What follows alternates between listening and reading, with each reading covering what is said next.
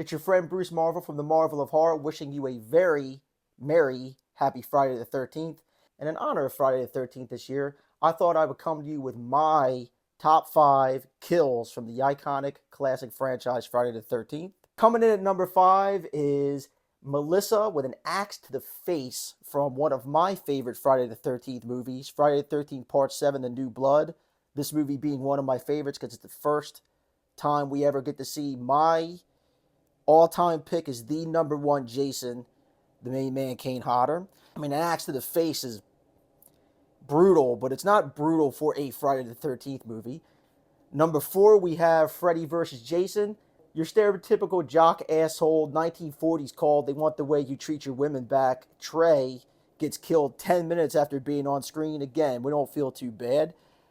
But the fact that Jason Voorhees with multiple violent machete stabs and then just folds this guy like a textbook he's done studying, it's just a classic on-screen hilarious looking kill. Coming in number 3, and I know I'll get a lot of gripe from fans about, oh man, this ain't your number 1 kill. Again, from Friday the 13th Part 7, sleeping bag kill.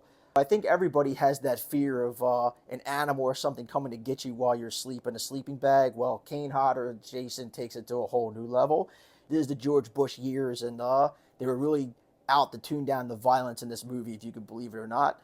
It was a one violent manner, but it's become iconic to every Friday the 13th fan. They even parody this in the next film, which brings me my number 2 kill, Jason X, or as we fans like to call it, Jason in Space. But it's got one of my favorite kills of all time. We find Jason Voorhees in the future, thawed out in space. Poor Adrian dipped liquid nitrogen and just smashed on the counter. This is full-on Sub-Zero Mortal Kombat fatality level murder.